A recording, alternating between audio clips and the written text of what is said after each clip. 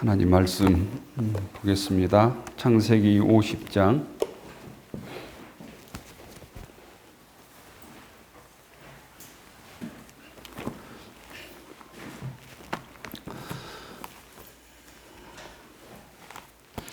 구약성경 창세기 50장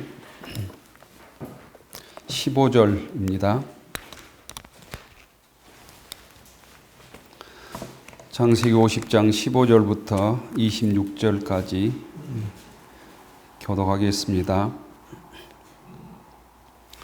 요셉의 형제들이 그들의 아버지가 죽었음을 보고 말하되 요셉이 혹시 우리를 미워하여 우리가 그에게 행한 모든 악을 다 갚진 아니할까 하고 요셉에게 말을 전하여 이르되 당신의 아버지가 돌아가시기 전에 명령하여 이르시기를 너희는 이같이 요셉에게 이르라 내 형들이 내게 악을 행하였을지라도 이제 바라건대 그들의 허물과 죄를 용서하라 하셨나니 당신 아버지의 하나님의 종들인 우리 죄를 이제 용서하소서 하매 요셉이 그들이 그에게 하는 말을 들을 때 울었더라. 그의 형들이 또 주님께 와서 요셉 앞에 엎드려 이르되 우리는 당신의 종들이니이다. 요셉이 그들에게 이르되 두려워하지 마소서 내가 하나님을 대신하리이까.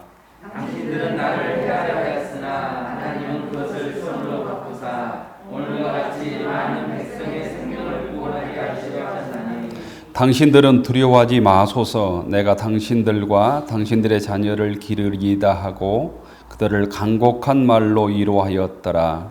요셉이 그의 아버지의 가족과 함께 헤브론에 거하여 백십세를 살며 에브라임의 자손 3대를 보았으며 므낫세의 아들 마길의 아들들도 요셉의 스라에서 양육되었더라. 요셉이 그의 형제들에게 이르되 나는 죽을 것이나 하나님이 당신들을 돌보시고 당신들을 이 땅에서 인도하여 내사 아브라함과 이삭과 야곱에게 맹세하신 땅에 위하시리라 하고 요셉이 또 이스라엘 자손에게 맹세시켜 이르기를 하나님이 반드시 당신들을 돌보시리니 당신들이 여기서 내 해골을 메고 올라가겠다 하라 하였더라. 요셉이 110세의 죽음에 그들이 그의 몸에 향 재료를 놓고 애굽에서 입관하였더라. 아멘. 창세기 강의 마지막 82번째입니다. 82번째 마지막 창세기 말씀을 함께 나누겠습니다. 창세기에서 여러분들 마음에 남아있는 말씀이 있는지 모르겠습니다. 지난주에 야곱의 장례에 대해서 우리가 알아봤는데요. 장례를 통해서 이런 말씀을 드렸죠. 신앙인은 애굽을 떠나는 삶이다. 출애굽의 삶이다. 떠나서 어디로 가는가? 가나안으로 간다. 향 가나안의 삶이 곧 신앙인의 삶이다. 이랬습니다. 우리가 육적으로는 아무리 이 땅에서 머물고 싶어도 언젠가는 육은 흙으로 돌아가고 하나님 품으로 돌아가는 게 우리의 삶이라면 신앙적으로도 아무리 부귀영화가 가득하 있는 이 만족스러운 출애굽의 삶이라도 신앙인의 본향은 그곳이 아니라는 거죠. 하나님의 약속의 땅 가나안이라는 말씀을 드렸습니다. 여기에 머물러 있는 신앙이 아니라 하나님의 말씀을 의지해서 주님을 향하는 가나안을 향하는 믿음의 삶들을 오늘도 우리가 살아갈 수 있기를 축원합니다. 하나님의 백성은 하나님의 약속을 붙들고 그것을 향해서 전진하는 삶이죠. 여기에 만족하고 육신의 만족에 머물러 있는 게 아니라 하나님의 약속을 붙들고 하나님께서 주신 사명들 또 하나님께서 우리에게 주신 어떤 숙제랄까요? 우리의 직분들을 감당하기 위해서 끊임없이 곧 가나안으로 향하고 하나님의 말씀을 붙들고 복음 전하는 삶을 사는 게 곧 신앙인의 본분이다. 신앙인의 삶이다. 이랬습니다. 그 상징적인 모습을 이스라엘 민족의 족장들은 한 사람도 애굽에 묻힌 사람이 없어요. 애굽에 묻히지만 출애굽할 때 반드시 내 유고를 가지고 가나안으로 가라. 야곱도 마찬가지고 요셉도 그렇게 유언을 하잖아요. 곧 그것은 우리가 묻힐 곳은 이곳이 아니고 애굽이 아니고 가나안이다라고 하는 이 죽음을 통해서도 신앙인의 삶을 우리들에게 보여준다고 하는 사실이에요. 야곱이 죽고 나서 반드시 소위 가나안 땅에 있는 막벨라 굴에 나를 장사해라. 반드시 유고를 가지고 가라. 이게 마지막 유언이잖아요.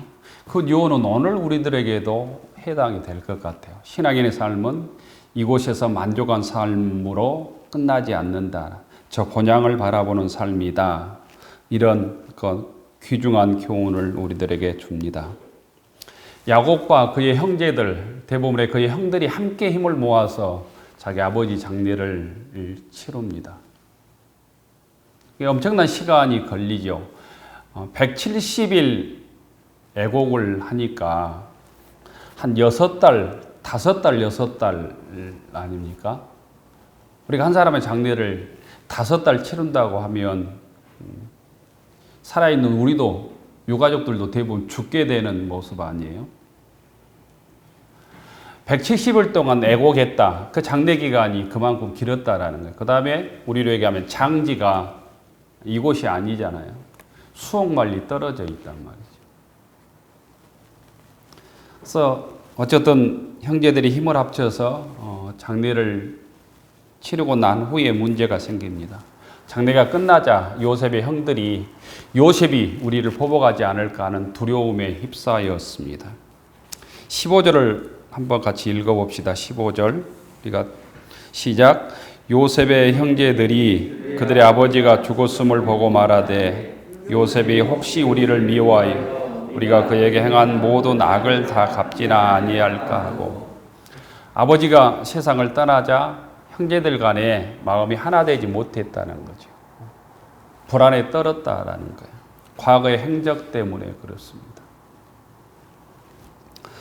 인간의 심층 속에 자리 잡고 있는 인간의 3대 욕망이 이 성경에 보면 있다고 해요.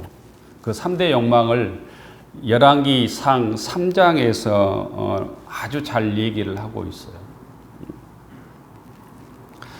열왕기상 3장은 솔로몬이 일천번제를 드린 얘기예요. 일천번제를. 왕이 된 다음에 지금까지 왕이 되는 과정에서는 칼을 통해서 피비린내 나는 형제 살육을 통해서 솔로몬이 왕이 돼요. 지금 대통령 선거가 1년 남았다고 막 난리잖아요. 막 방송에서 누가 몇 프로 나오고 윤석열이 전 검찰청장이 1등을 하고 막 난리잖아요. 그것처럼 다윗의 아들 솔로몬도 장자가 아니란 말이에요. 장자가. 서자의 아들이자 솔로몬은 서자의 아들이잖아요. 그럴 때는 왕자가 될 수 있는 게 아니에요. 그런데 권력 투쟁을 통해서 솔로몬이 왕이 돼요. 피비린내난 권력 투쟁이 있었습니다. 성경에서는 그것들을 잘 기록하고 있지 않지만 자세히 보면 그 이복 형제들 간의 피비린내나는 왕권의 싸움, 권력 투쟁에서 솔로몬이 왕이 돼요. 왕이 된 다음에 문제가 벌어진 거죠. 칼로 왕이 되지만 백성들을 이제 칼로는 다스릴 수 없게 된 거죠. 그래서 솔로몬이 했던 행위가 일천번제를 드린 거예요. 하나님의 은혜를 구한 거, 하나님의 도움을 구한 거예요. 하나님의 능력을 사모한 거란 말이죠. 그때 하나님께서 응답해 주시죠. 뭘 구할까? 네가 구하는 것을 말해라 했을 때 솔로몬이 선악을 분별하게 해주십시오. 우리는 지혜를 구했다고 얘기하는데 성경에 보면 선악을 구별할 능력을 주십시오. 이렇게 기도해요.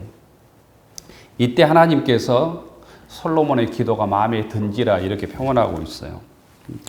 한번 열왕기상 3장 10절을 한번 찾아보시면 좋을 것 같아요. 굉장히 중요한 말씀이거든요. 열왕기상 3장 10절을 보시면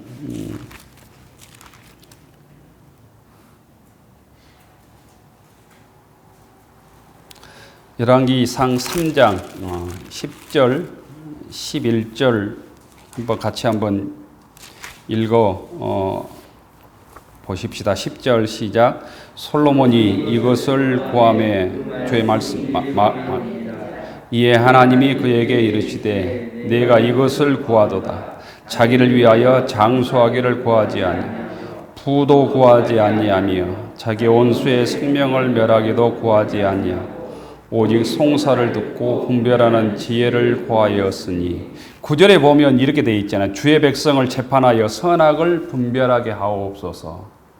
솔로몬이 구했던 기도의 제목이 이거예요. 주의 백성을 재판하여 선악을 분별하게 하옵소서. 1,000번제를 드리면서 기도했던 이 기도의 제목이 이런 거란 말이죠. 그러니까 왕이 될 때까지는 칼로 됐지만, 무력으로 됐지만, 권력투쟁을 해서 됐지만 이제는 나라를 다스려야 된다. 치리해야 된단 말이에요. 그럴 때는 지혜가 있어야 된다. 선악을 분별하는 능력이 있어야 된다는 거예요. 대통령이 되기까지 과정과 대통령으로서 우리나라로 얘기하면 5년간 나라를 다스리는 일과는 구별되잖아요. 다른 영역의 또한 부분이다라는 거죠. 근데 오늘 그 얘기를 하려고 하는 게 아니고 인간의 욕망을 솔로몬이 구하지 아니했다는 거예요. 솔로몬이 인간의 욕망을 구하지 아니했다라는 거예요. 11절에 보면 이렇게 되어 있잖아요. 내가 이것을 구하다 자기를 위하여 장수하기를 구하지 아니하고 부도 구하지 아니하고 온수의 생명을 멸하기도 구하지 아니하고 고대로부터 이스라엘 민족이나 우리들이나 똑같은 인간의 욕망 세 가지가 있는데 첫째가 오래 사는 거라는 거예요. 근데 솔로몬이 1,000번제를 드리고 장수하기를 구하지 아니했다는 거예요. 인간의 욕망을 구하지 아니했다는 거예요. 두 번째 뭐라고 되어 있어요? 부도 구하지 아니하고 부유해지는 것, 돈 많이 갖는 것, 돈 많이 버는 걸 구하지 아니했다는 거예요. 요즘에 우리나라의 이 욕망의 시대 아니에요. 모든 게 곧 이 물질, 돈으로 환산하는 우리 자본주의 시대에 살고 있죠. 좋은 직장이 뭐예요? 월급 많이 받는 거 아니에요? 좋은 직장. 아무 필요가 없어요. 다른 뭐. 서울에 살면서 돈 많이 버는 게 좋은 직장이란 말이에요. 이게 곧 인간의 두 번째 욕망이라는 거예요. 세 번째가 굉장히 특이하게도 온수의 생명을 멸하기도 구하지 아니했다. 세 번째 이스라엘 민족의 인간의 욕망 중 하나가 원수 갚는 것이라는 거예요. 보복하는 것. 이게 곧 성경에서 말하는 인간의 3대 욕망이에요. 근데 솔로몬이 은혜를 받은 것은 이 세 가지 욕망을 구하지 아니하고 나라를 잘 다스릴 수 있는 지혜를 주십시오. 선악을 분별할 수 있는 분별력을 주십시오. 이렇게 기도해서 하나님으로부터 응답을 받게 되는 거죠.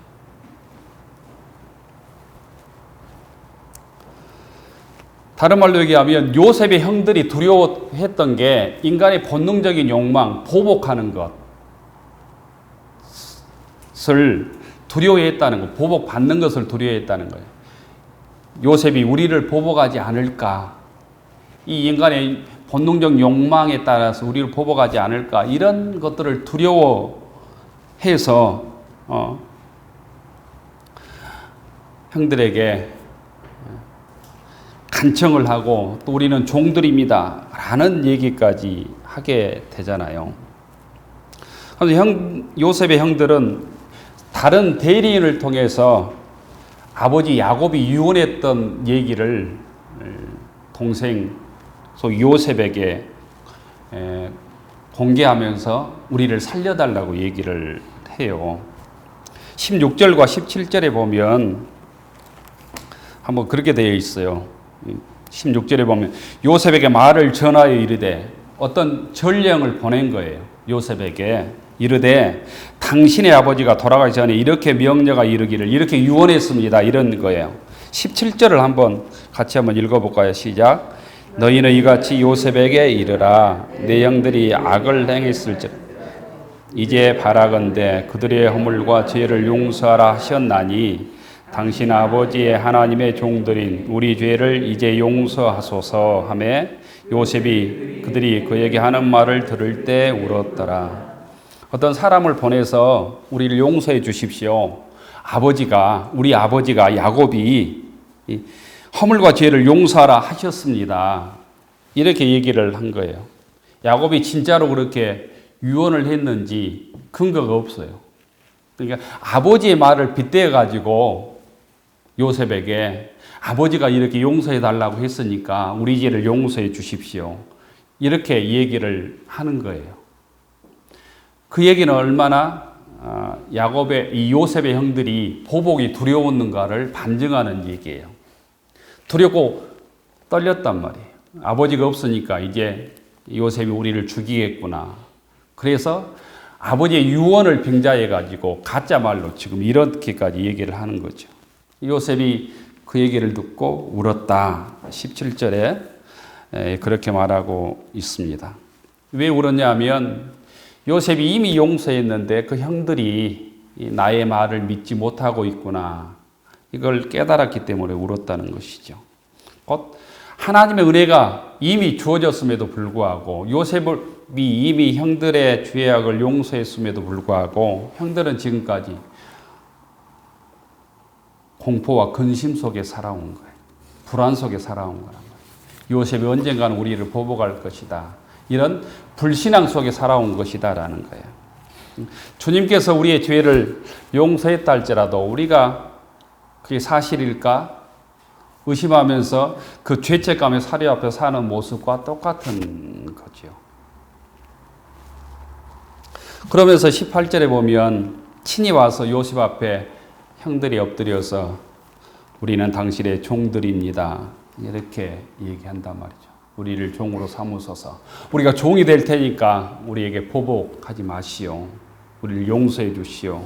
이렇게 얘기합니다. 이게 곧 세상 사는 사람들의 모습이죠.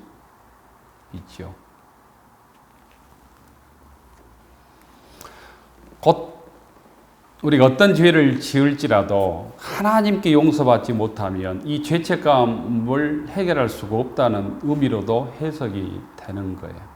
많은 사람들이 죄를 지으면 자기 죄책감 때문에 인생을 이 엉망으로 멸망의 길을 걸어갈 뿐 아니라 누가 아무리 보지 못해도 그 죄책감 때문에 스스로 목숨을 끊는 경우도 있잖아요. 우리에게 가장 큰 은혜는 곧 우리의 허물을 용서받을 수 있는 은혜라고 믿습니다.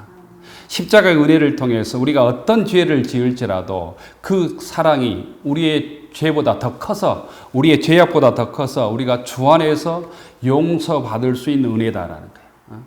그래, 허물의 사함을 받는 자가 복이 있다. 시편에는 그렇게 말하고 있어요. 그게 곧 예수 믿는 자에게 가장 큰 은혜라고 하는 사실을 또 믿고 깨달을 수 있기를 축원합니다. 이 얘기를 듣고 요셉이 19절과 20절에 그렇게 말하죠. 두려워하지 마십시오. 내가 하나님을 대신하리이까. 아주 유명한 말씀입니다. 19절 말씀은 다시 한번 읽어봅시다. 시작. 요셉이 그들에게 이르되 두려워하지 마소서. 내가 하나님을 대신하리이까. 곧 원수 갚는 일은 하나님의 권한이다라는 거예요. 원수 갚는 일은 인간이 할 일이 아니라 하나님 일이다라는 거예요. 곧 야곱의 이 대답은 하나님의 권한을 내가 침범하리이까. 내가 하나님처럼 원수를 갚을 수 있는 권한이라도 있다는 말입니까? 라는 의미예요. 하나님께 속한 권한이기 때문에 내가 하나님의 권한을 침해할 수 없습니다. 곧 하나님에 속한 일이기 때문에 인간이 손을 대서는 안 되는 하나님의 고유한 권한입니다. 영역입니다. 인간에게는 곧 터부되는 일입니다. 우리들에게는 곧 그 말 넘어설 수 없는 터부의 영역입니다. 이런 얘기예요. 곧 피조물인 인간을 인간의 역사를 주관하시는 하나님의 섭리에 간섭할 수 없다는 거예요. 원수가 없는 일은 곧 하나님의 권한 속에 있고 인간의 권한을 넘어서는 일이다. 이렇게 말하고 있는 거죠. 그래서 시편에도 보면 고백에 보면 끊임없이 원수가 없는 일은 하나님의 일이다라고 하는 고백이 시편에 보면 많이 나와요. 그래서 시편 94편 같은 데 보면 복수하시는 하나님 이런 얘기가 나와요. 하나님 복수해 주십시오. 하나님 복수의 빛으로 나타나 주십시오. 이렇게 주님 복수하시는 주님, 복수하시는 하나님 빛으로 나타나 주십시오. 이런 얘기가 많이 나오고 있는데 내가 보복할 수 없다는 거예요. 하나님께서 대신 갚아 주십시오. 이런 기도문이 자주 나와요. 그래서 우리들의 신앙 속에서 내가 보복하겠다, 복수하겠다 이런 마음들이 들지 않도록 우리의 신앙을 잘 갈무리하는 믿음의 교우들이 되기를 바랍니다. 왜냐하면 보복하고 복수하는 것은 신앙인의 영역도 아닐 뿐 아니라 하나님의 권한을 침범하는 불신앙이다 라는 사실을 우리가 깊이 새기고 있어야 합니다. 사도 바울은 그래서 뭐라고 그랬어요? 선으로 악을 이기라 이런 표현을 써서 선으로 악을 이기라. 로마서 12장 9절에 보면 이렇게 되어 있어요. 내 사랑하는 자들아 너희가 친히 원수를 갚지 말고 하나님의 진노하심에 맡기라. 기록되었으되 원수 갚는 일은 내게 있으니 주께서 갚으리라 말씀하시니라.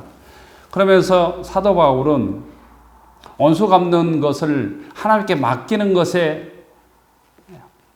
한하지 않고 거기까지보다 더 나아가 그것보다 더 나아가서 원수가 줄이거든 먹이고 목마르거든 마시게 하라. 그리함으로 내가 숯불을 그 머리에 쌓아 놓으리라. 마지막으로 악에게 지지 말고 손으로 악을 이기라. 이렇게 말하고 있어요. 곧 구약의 논리는 보복은 하나님의 영역이지만 예수님께서는 그보다 더 나아가다. 원수를까지도 사랑하라. 원수가 줄이거든 먹이고 목마르거든 마시게 하라. 원수 사랑까지 나아가는 게 곧 예수님께서 우리에게 가르쳐 준 신앙인의 삶입니다. 그런 부분에서 우리가 구약의 수준에 머물러 있지 말고 주님께서 가르쳐 준 원수 사랑까지 나아가는 곧 성숙한 신앙인으로 성장해 갈 수 있기를 축원합니다. 그러면서 요셉이 20절에 보면 이렇게 고백하고 있죠. 당신들은 나를 헤아리려 하였으나 하나님은 그것을 손으로 바꾸사 오늘과 같이 많은 백성의 생명을 구원하게 하시려 하셨다. 하나님께서는 형들의 악을 손으로 바꾸셨다라는 거예요. 거기에 곧 용서가 가능하다는 근거가 있는 것이죠. 로마서 8장 28절에 보면 이런 말씀이 나옵니다. 우리가 알거니와 하나님을 사랑하는 자, 곧 그의 뜻대로 부르심을 받는 자들에게는 모든 것이 합력하여 선을 이루니라. 악을 통해서도 하나님께서 선을 이루신다. 하나님의 뜻을 이루어 가신다라는 거예요. 우리가 세상의 역사를 보면 또 벌어지는 환경을 보면 불의가 수없이 많이 있죠. 거기에 대해서 정의의 심판을 하고 싶은 우리 욕구도 수없이 많지만 그것을 넘어서서 하나님께서는 불의를 통해서도 하나님의 선을 이루실 뿐 아니라 그 악을 통해서도 하나님의 선한 뜻을 이루어가는 것이 하나님의 뜻이라고 하는 사실도 우리가 깨닫기를 원합니다. 그리고 또한 우리 주님께서는 모든 것이 합력하여 주의 뜻을 이루는 선을 이루신다고 하는 사실도 믿을 수 있기를 원합니다. 이 믿음이 있어야만 악이 가득 찬 세상 속에서 우리가 희망을 포기하지 않을 수 있는 거죠.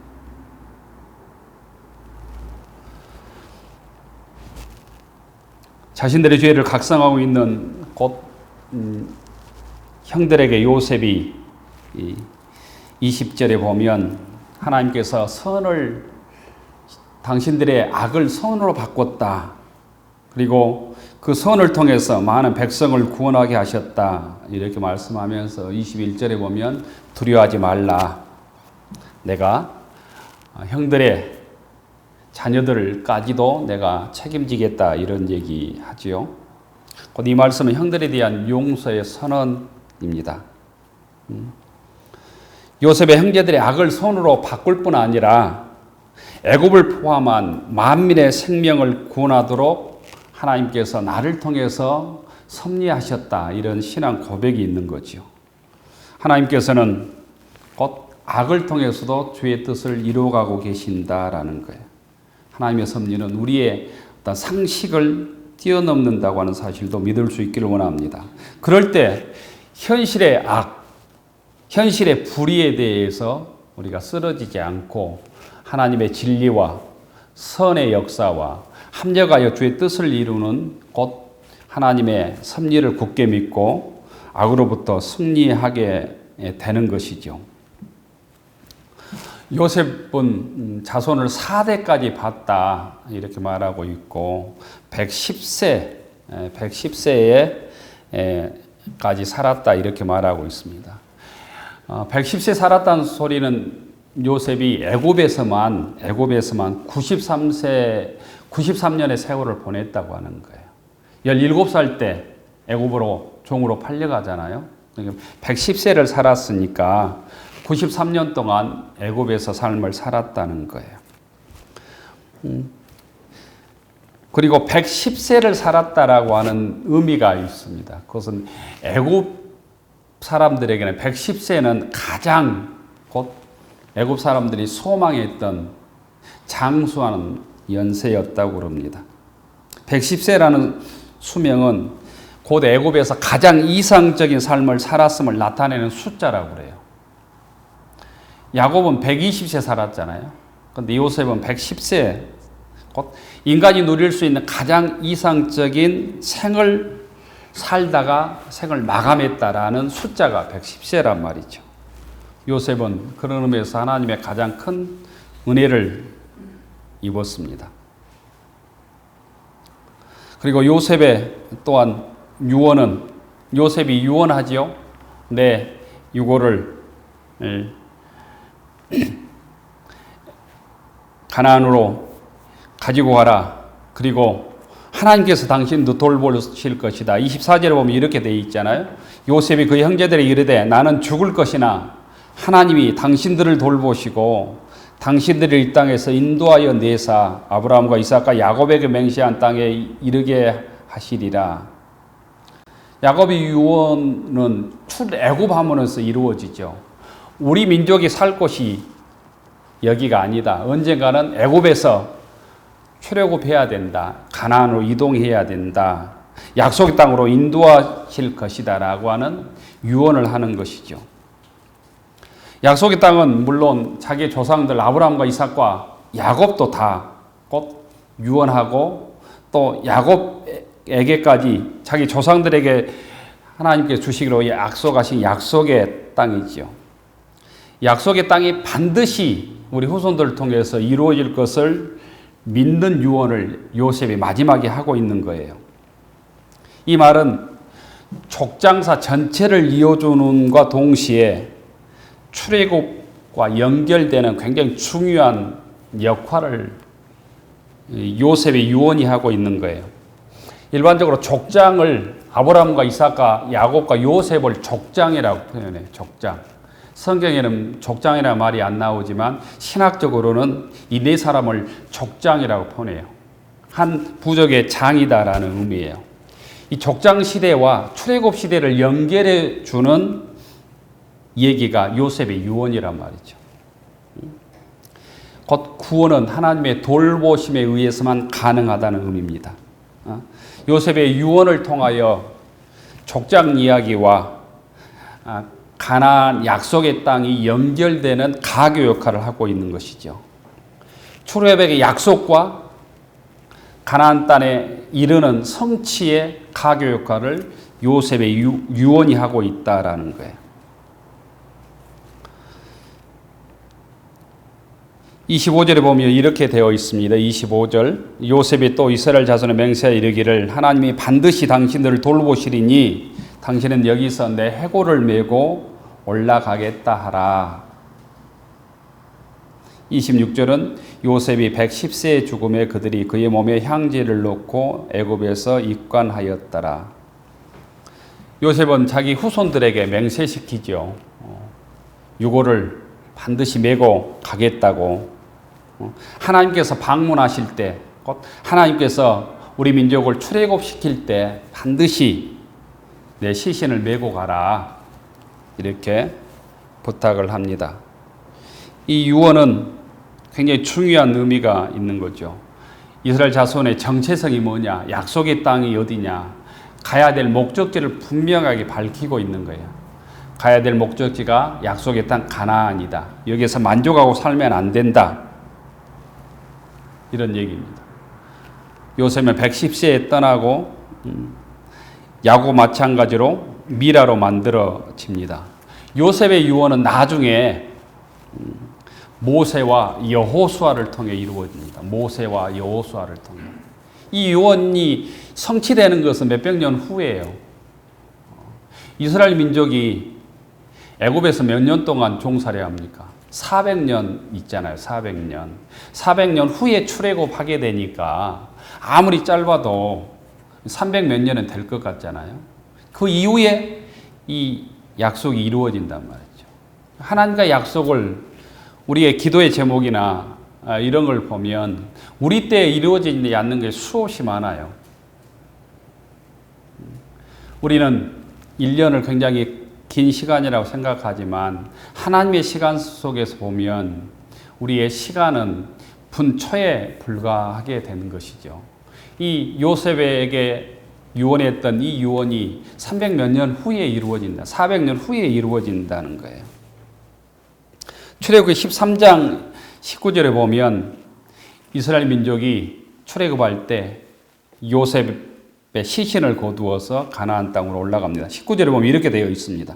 모세가 요셉의 유고를 가졌으니 이는 요셉이 이스라엘 자손으로 단단히 맹세하게 하여 이르기를 하나님이 반드시 너희를 찾아오시리니 너희는 내 유고를 여기서 가지고 나가라 하였음이더라. 300년 이상 동안 이 요셉의 유언을 후손들이 기억했다는 거예요. 이게 굉장히 중요한 우리가 깨달아야 될 주님의 말씀이죠. 부모의 유언도 우리가 쉽게 잊고 살잖아요. 근데 300년이면 몇 대가 흐른지 몰라요. 400년이면 한 10대 정도 될 수 있어요. 10대. 보통 한 대를 30년에서 40년 잡습니다. 우리 자식들하고 여러분들하고 나이 계산하면 금방 나와요. 20 몇 년에 자식 낳은 거 아니에요? 30년? 그렇게 되면 30년밖에 안 돼, 한 대가. 3, 40년, 길어야 3, 40년이라면 10대 후에 후손들이 조상들의 유언을 기억했다는 거예요. 이거 대단한 일이죠. 우리는 너무 쉽게 망각하는 데 문제가 있는 거죠. 우리 부모들의 유언뿐 아니라 하나님의 말씀 우리가 너무 쉽게 망각하는데 우리의 곧 신앙의 취약점이 있다라는 거죠. 다시 주님의 약속을 이스라엘 민족처럼 붙들 수 있기를 원합니다. 여호수아서 24장에 보면 가나안에 정착한 여호수아가 땅을 분배한 후에 분배를 마친 후에 요셉의 유고를 세겜에 있는 막벨라 굴에 장사하는 기록이 나옵니다. 여호수아서 24장 32절에 보면 이렇게 되어 있습니다. 또 이스라엘 자손이 애굽에서 가져온 요셉의 뼈를 세겜에 장사하였으니 이곳은 야곱이 크시타를 주고 세겜의 아버지 하몰의 자손들에게 산 밭이라 그것이 요셉 자손의 기업이 되었더라. 이렇게 말하고 있어요. 여호수아가 가나안 땅을 정복하고 요셉의 유언을 지키고 있는 얘기가 여호수아서 24장 32절의 얘기입니다. 요셉의 죽음과 유언은 출애굽 해방을 통해서 새로운 구원 역사로 이루어져 있는 것을 우리에게 알려줍니다. 그러니까 족장사와 이 아브라함과 이삭과 야곱과 요셉의 족장사는 약속이라고 말할 수 있다면 가나안 땅에 들어가는 것은 약속의 성취 이루어짐이라고 볼 수 있어요. 그 약속을 가나안 정복을 통해서 요셉의 유골 안치를 통해서 온전히 이루어지고 있는 것을 보게 되는 것이죠. 그리고 그 약속이 그냥 요셉의 유골을 안치함으로 또한 끝나지 않아요. 이 족장의 약속은 출애굽을 통해서 가나안 정착을 통해서 또 왕정사를 통해서 소위 다윗 솔로몬을 통해서 그 이후에 예수님에 이르기까지 그 완전한 모습이 성취의 모습으로 드러납니다. 마지막으로 요셉의 이 죽음을 통해서 이 족장사가 마지막 대미를 장식하거든요. 근데 요셉으로 끝나지 않고 요셉은 인류를 구원할 화해 제물이 되신 예수님을 예표하는 모습으로 또한 그려지지요. 그래서 예수님의 예표의 전조로 또 이 요셉의 얘기가 마지막 대미를 장식하고 있는 것입니다. 곧 그렇게 보면 믿음의 역사는 은혜의 역사이기도 한 거죠. 하나님의 은혜를 우리에게 드러내고자 하는 것이 요셉을 통해서 우리에게 말하려고 하는 굉장히 중요한 교훈이기도 하고, 요셉의 삶을 통해서 인류를 구원할 예수님을 예표하는 그림자를 우리들에게 또한 드러내고 있기도 하다라는 거죠. 우리는 어떻게 보면 요셉의 어떤 형제들과 같은 어떤 삶을 살았을 수도 있습니다. 하지만 요셉이 내가 하나님을 대신하리이까 이렇게 말하면서 형제들의 죄를 용서한 것처럼 우리는 예수님 안에서 이 땅에서 지은 모든 죄악을 십자가의 값없는 공로로 용서받고 하나님의 자녀가 되었다고 하는 사실을 또한 믿을 수 있기를 바랍니다. 성경은 끊임없이 끝이 열려져 있습니다. 율법을 지키지 않으면 그냥 멸망으로 끝난 것이 아니라 다시 하나님께서는 그 주님의 끝없는 사랑, 이 하나님의 끝없는 사랑, 성경에서는 구약 성경 용어로 그것을 헤세드라고 얘기하고 있어요. 하나님의 그 끝없는 사랑을 통해서 다시 곧 가인에게도 죄를 지은 아담과 하와에게도 다시 구원의 길을 열어놓으신다라는 거예요. 그 길의 끝이 곧 주님이십니다. 죄 십자가의 공로로 우리의 모든 죄악을 넘어서서 예수를 믿는 우리들을 곧 하나님의 자녀로 받아들이고 하나님의 일꾼으로 귀한 사명을 주신다고 하는 사실도 믿을 수 있기를 원합니다. 우리가 여기 나와서 담대하게 주는 그리스도시요 살아계신 하나님의 아들입니다 고백하며 하나님의 자녀로 살 수 있는 것도 하나님의 그 끝없는 헤세드의 사랑이 우리에게 있기 때문이에요. 그 사랑 때문에 우리가 하나님의 자녀가 되었고 거룩한 직분을 받았고 오늘도 주님의 일꾼으로 쓰임 받고 있는 줄로 믿습니다. 그 사랑을 우리가 마음속에 다시 새겨서 죄악 때문에 죄의 노예가 아니라 죄의 십자가의 사랑으로 용서받고 다시 하나님의 일꾼으로 하나님의 자녀로 거룩하게 쓰임받는 믿음의 권속들이 되기를 축원합니다. 기도 올리겠습니다. 은혜로우신 하나님, 창세기 50장 요셉의 죽음과 장례를 통해서 주의 뜻을 깨닫게 하옵소서. 은혜로우신 하나님, 아버지 야곱이 죽고 형제들이 두려워할 때 내가 하나님을 대신하리이까 하나님의 사랑으로 그 형제들을 용서하며 믿음의 조상으로 믿음의 족장으로 남았던 요셉의 믿음을 저희들 본받게 하옵소서. 17살 때 형제들의 배반을 통해서 애굽으로 노예로 팔려갔지만 끝까지 믿음을 지켜서 자기 민족을 구원하고 형제들을 구원하고 이스라엘 민족을 구원하는 요셉의 인생처럼 저희들이 이 땅에서 때로는 힘들고 때로는 어려운 삶을 산다 할지라도 그것 때문에 낙심하거나 절망치 않고 더욱 믿음으로 거듭나고 연단되게 하셔서 하나님의 거룩한 일꾼으로 주의 복음의 일꾼으로 쓰임받고 사용되게 하옵소서. 은혜로우신 하나님, 저희들도 요셉처럼 주의 사랑을 드러내게 하시며 주님께 귀하게 쓰임받는 주님의 일꾼으로 부름받게 하셔서